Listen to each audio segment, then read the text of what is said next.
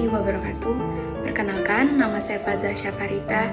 Di sini saya akan menyampaikan hasil diskusi dari kelompok terkait dengan tugas topik 1 pada kasus 1. Pada kasus ini, guru memberikan sejumlah bantuan kepada peserta didik pada tahap awal pembelajaran, kemudian mengurangi bantuan, dan memberikan kesempatan kepada peserta didik untuk mengerjakan secara mandiri tanpa bantuan, atau disebut dengan teknik scaffolding, yang menjadi ide dasar lain dari teori belajar konstruktivisme Vygotsky. Berdasarkan kasus di atas, melalui bimbingan dari guru pada awal pembelajaran, yaitu dengan membuat langkah-langkah mencari nilai rata-rata, peserta didik mampu mengerjakan soal dengan baik pada percobaan kedua tanpa melihat urutan. Karena peserta didik telah memahami konsep dasar cara mencari nilai rata-rata atau min dengan baik, sehingga mereka dapat menerapkan konsep tersebut dalam mengerjakan soal matematika pada percobaan kedua secara mandiri. Selanjutnya, sebagai seorang calon guru, dalam kegiatan belajar, metode di atas dapat diterapkan untuk pembelajaran yang memungkinkan siswa bekerja sama dengan teman sebayanya dalam kelompok kecil. Salah satu pendekatan yang paling umum adalah pembelajaran kooperatif, di mana pembelajaran ini melibatkan siswa bekerja sama dalam kelompok untuk mencapai tujuan bersama. Pembelajaran kooperatif adalah jenis pembelajaran yang dapat diterapkan oleh guru untuk menciptakan suasana kelas yang interaktif dan kolaboratif. Pembelajaran kooperatif mengacu pada metode pembelajaran di mana siswa bekerja sama dalam kelompok kecil dan saling membantu dalam belajar. Pada kasus 2, Rina adalah seorang guru di kelas 1 SD. Sebagian besar peserta didiknya belum bisa berhitung dengan lancar. Rina sedang memikirkan cara yang sesuai untuk membantu setiap peserta didik menyelesaikan tantangan belajarnya. Terdapat 2 pertanyaan. Yang pertama yaitu, menurut Anda, apa yang dapat Rina lakukan untuk membantu peserta didiknya sesuai dengan tahapan perkembangan usia? Pertanyaan yang kedua, mengapa Anda menyarankan hal tersebut? Elaborasi jawaban Anda dengan menyertakan teori yang berkaitan.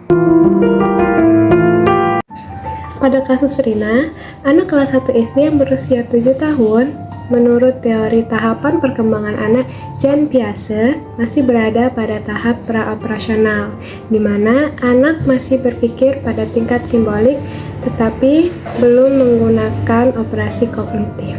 Artinya, anak tidak bisa menggunakan logika atau mengubah, menggabungkan atau memisahkan ide atau pikiran.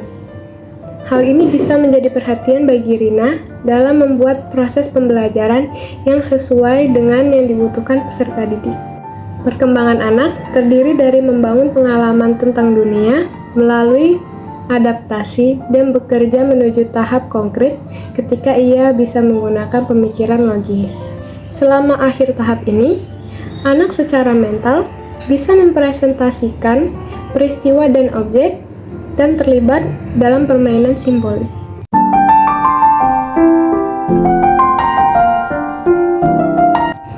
Hal yang bisa dilakukan Rina untuk membuat proses pembelajaran tersebut bisa dengan menggunakan objek fisik atau permainan simbolik. Objek fisik yang bisa digunakan Rina contohnya seperti benda-benda yang ada di sekitar peserta didik. Untuk membuat media pembelajaran berhitung seperti pensil, buku, penghapus, dan barang lainnya.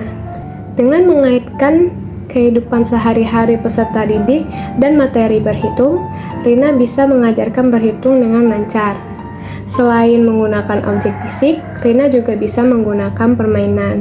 Sebagai contoh, permainan ular tangga yang menggunakan dadu. Secara tidak langsung, peserta didik bisa menghitung melalui permainan tersebut.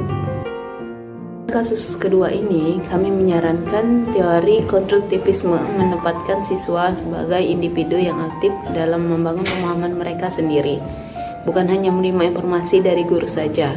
Jadi dengan menggunakan benda-benda di sekitar, Siswa tidak hanya belajar tentang konsep abstrak saja, tetapi mereka terhubung dengan situasi nyata memungkinkan mereka membangun pengetahuan pengalaman mereka sendiri. Nah, dari permainan hitung-menghitung di sini, kami menggunakan permainan ular tangga. Ular tangga menurut kami adalah contoh konkret bagaimana siswa memecahkan masalah yang melibatkan angka dengan cara menyenangkan dan relevan. Nah, di sini mereka dapat mengaplikasikannya dengan aktif. Nah, pengalaman-pengalaman baru ini kemudian menjadi fondasi bagi siswa untuk memecahkan masalah di kehidupan sehari-hari. Jadi mereka tidak hanya belajar mengenai teori saja, tetapi langsung pengalaman secara langsung.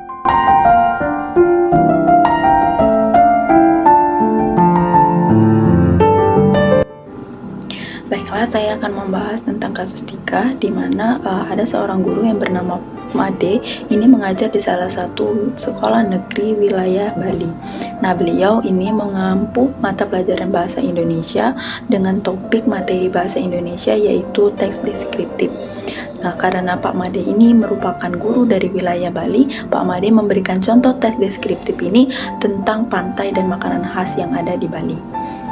Menurut kelompok kami, pertimbangan dan keputusan Pak Made sudah sesuai dengan materi pelajaran, yaitu tentang tes deskriptif dengan memberikan contoh, yaitu menggambarkan tentang pantai dan makanan khas yang ada di Bali.